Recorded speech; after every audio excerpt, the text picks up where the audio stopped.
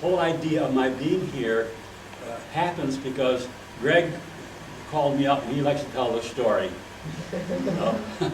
about how he found my name on the internet and then gave me a telephone call.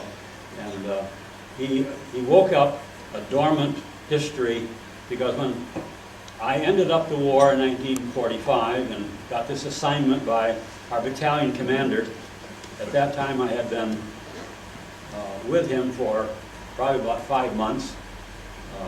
I arrived in Europe in October of '44, and in November of '44 I was already back in England wounded.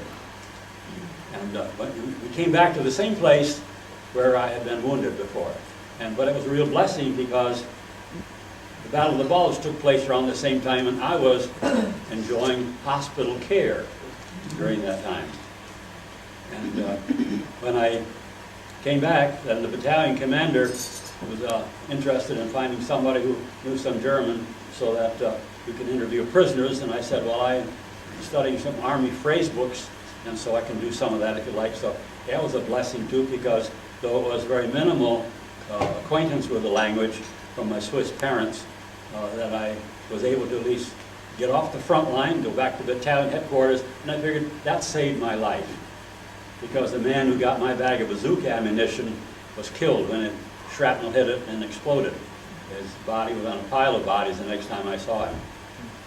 So survival is the main thing, but Greg pulled all this back into front page or front burner, if you like, by calling me up and saying, are you the one whose name is Moritz Fuchs? And then I had to, in the long run, we explained that the Hollywood version that you see on that film is not quite accurate in several counts. For instance, at that time they say that they have Sergeant Fuchs showing up on a Jeep and offering Jackson a ride, and some of the facts were there, but I didn't know how to drive at that time. Jackson never had to ride in a Jeep when you got a Mercedes who wants a Jeep. So there are quite a few facts like that that are quite untrue, including what I think one of the most important things is the Hollywood version has intimations of some closer than usual relationship between Jackson and Elsie Douglas. And I find that an affront.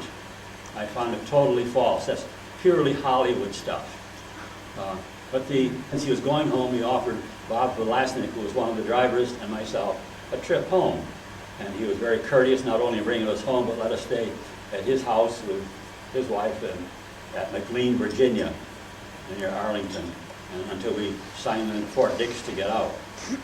In the middle of October, I was already in the seminary, and it was 2 years in Rochester, St. Andrews, and 3 years at St. Andrews, 2 years at St. Bernard's, and then down to Washington for 4 more years down at Catholic University. And so this time, it all came back to life, and he's fostered it right along and has got me to talk about it. Here I am. Didn't discuss the trial with you at all? Or? We talked about it, but only from casual. I certainly was not in any of the conferences or policy making or that sort of thing. But I was obviously listening to an awful lot that went on, whether you talked with generals or attorneys or whatever, or other foreign relations. But what did I know, you know? But was there something in particular that you would discuss, maybe, or think out loud with you while you were driving, or? He wasn't looking for any ideas from me.